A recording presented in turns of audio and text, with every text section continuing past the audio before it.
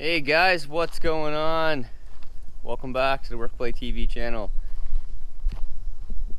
There she is, the truck that sort of started this whole thing. The 2017 F-250 Lariat Ultimate. It's just hit 100,000 kilometers. Well, it's 99,800 and something. So 60,000 miles for you guys. So for us here in Canada, that's the end of our warranty. It's the end of our factory warranty. Powertrain warranty ends at 100,000 kilometers.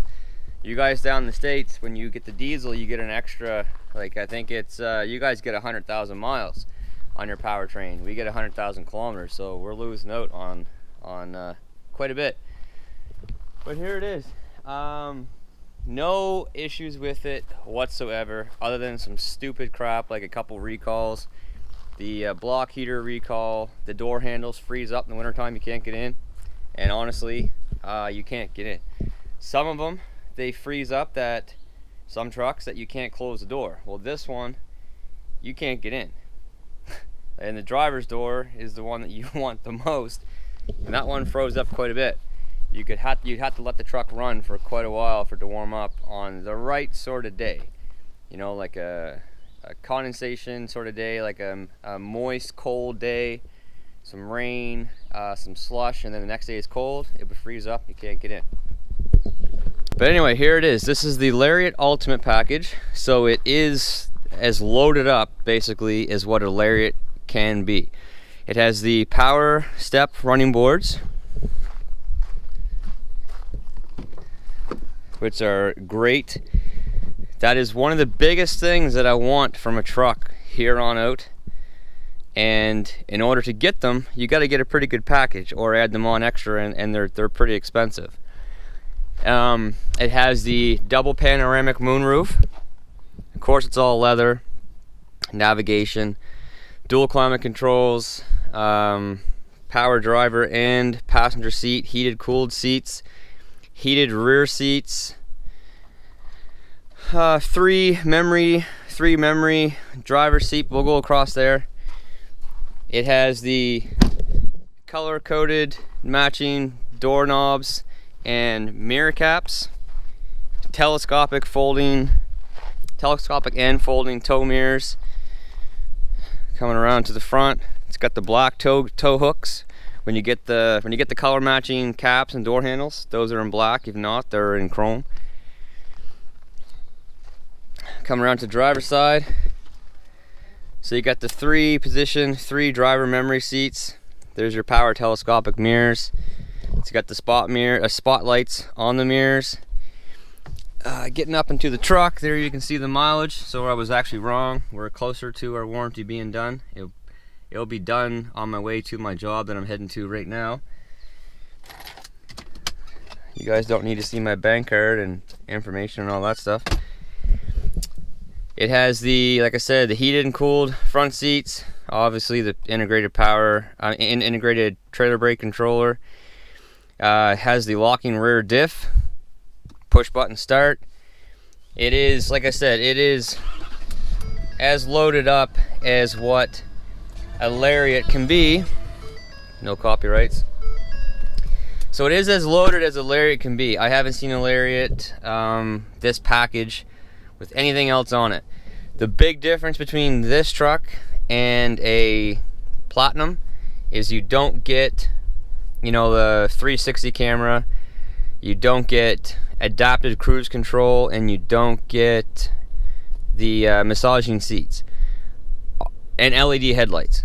Other than that, this is as close to a Platinum as what you can get. It's a really good package, and it was like $4 or $5 grand cheaper than what the Platinum was.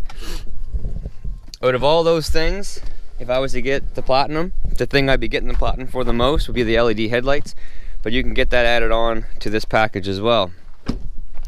In the back seat, there is tons of room. Like, there's so much room in these trucks, it is unbelievable. I'm not a big guy, guys. Like, I'm 5'9", but I've had people in the back here that are over 6 feet, and there's lots of headroom.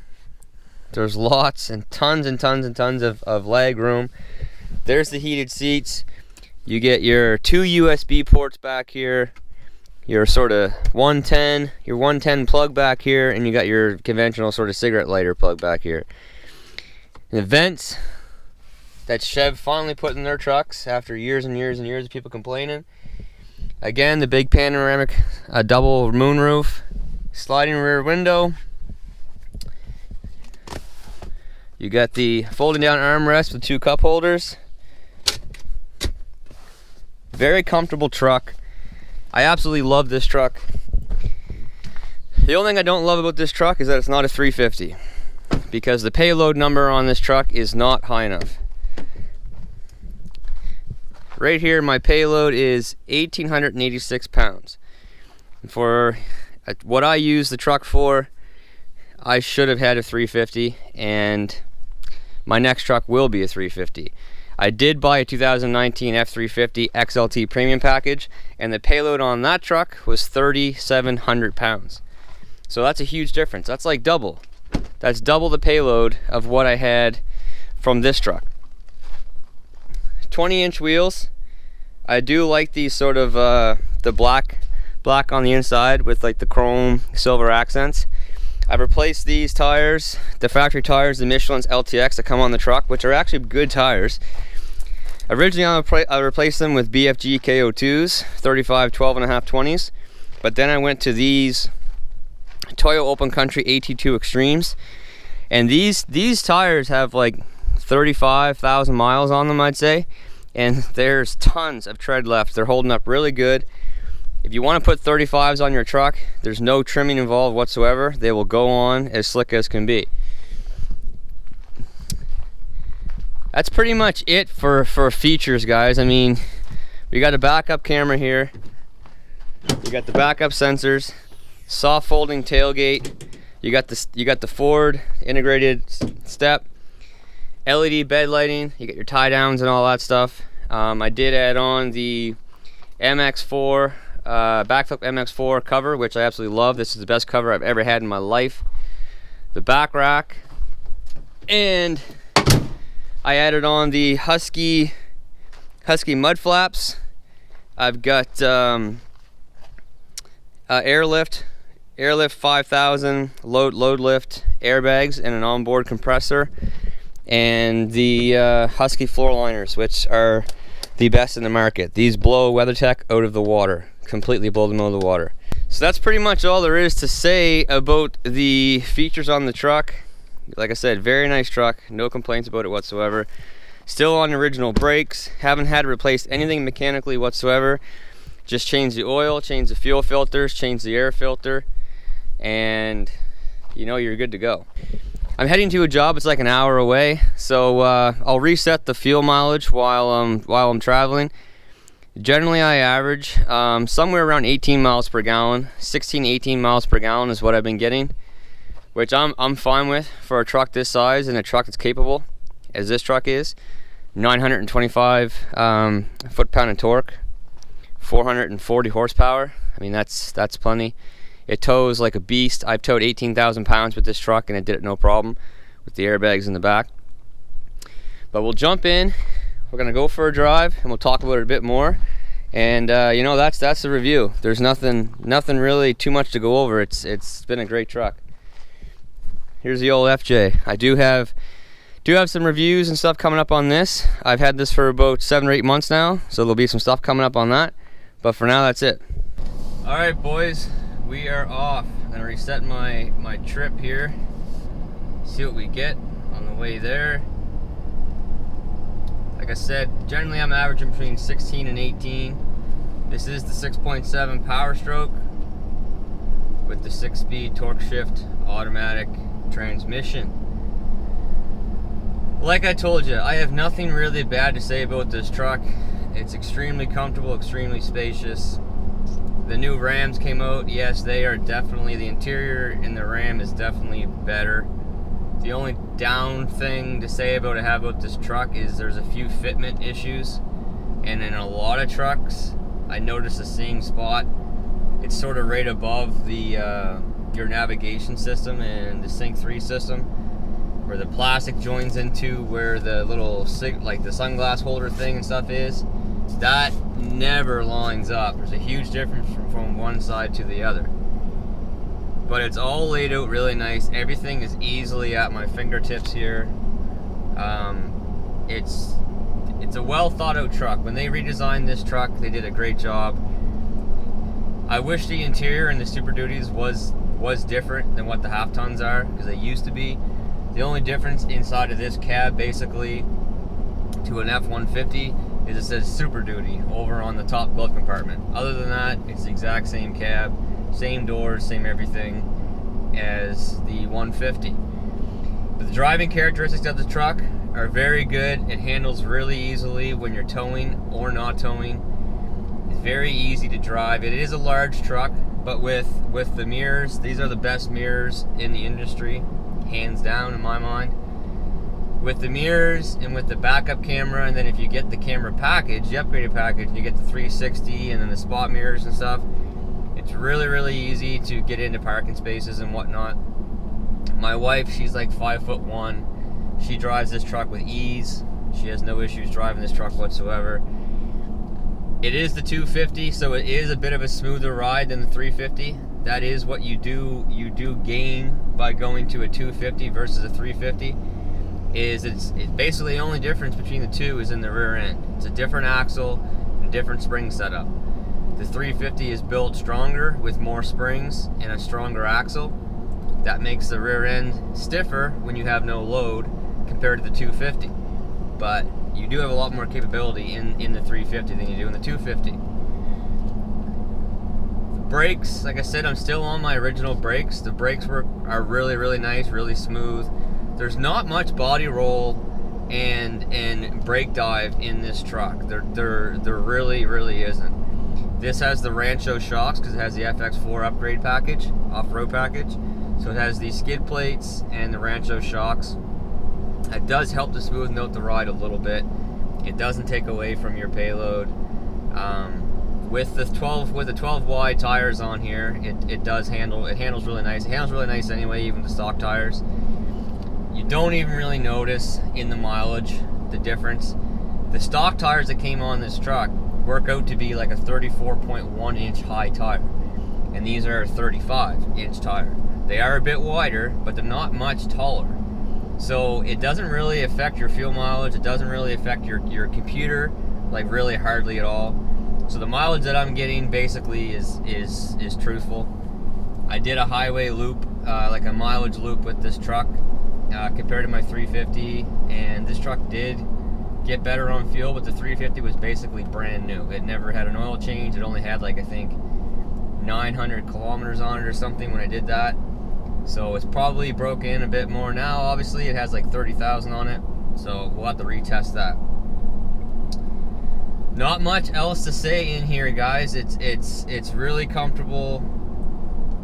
I like it. It's a nice truck. There's better interiors. The Ram beats everybody hands down. Chev, I don't know what the hell you just did with your truck. You brought out this brand new truck with basically the same shitty looking interior as what was in your old trucks.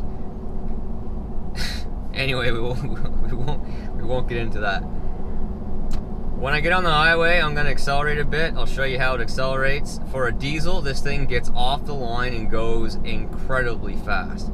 The V8, the Powerstroke, and the Duramax blows away the Cummins when it comes to acceleration. There's no doubt about it. Everybody knows it. The Cummins is an inline-6 tractor engine. It's meant to haul, and it can haul. It can haul a lot. This can haul a lot too, but these trucks, the V8s, are extremely fast from a dead stop, and there's hardly no turbo lag really at all. This thing gets up and goes in a hurry. It's an extremely fast truck for a diesel. It's unbelievable, really. We're getting up close to the highway right now, so we're gonna get a little acceleration to get on the highway, and we'll do some highway driving, and we'll just see what I get for mileage, because there's really not much else to say, guys. It's pretty much covers it. Alright, so we're getting on the highway. We got someone in front of us here, but I'm gonna wait to sort of step on it a little bit here. Alright, so we're at 80. We give the guy some room in front of us, and let's go. Effortlessly quiet, That's the acceleration right there. So if you're thinking about getting out and passing somebody, or you're merging onto a highway, you have no problems whatsoever to get up and go. That is going to affect our fuel mileage test a little bit to start out with here, but oh well. So I'm going to set the cruise control at 116 kilometers an hour, which is like 72 miles per hour. So it's a typical speed for people, you know, around here and down the States. So that seems to be a pretty good speed, but we'll just drive here, get up to the site, and we'll get out and see what we got for mileage. And that's pretty much it. That is the review of the 2017 F-250 Lariat Ultimate Package. Well, boys, I missed it. I was on a call. We are now in the no warranty zone. We're just about to hit 100,010 kilometers.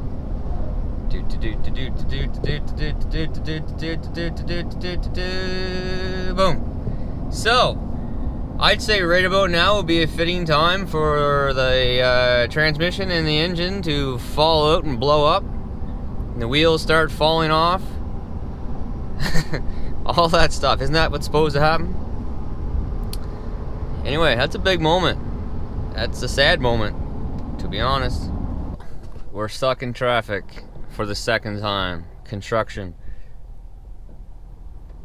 So that obviously will affect the fuel mileage reading a little bit, depending on how long we're sitting here for. But as of right now, we are at 113.7 kilometers, and we're averaging 13.4.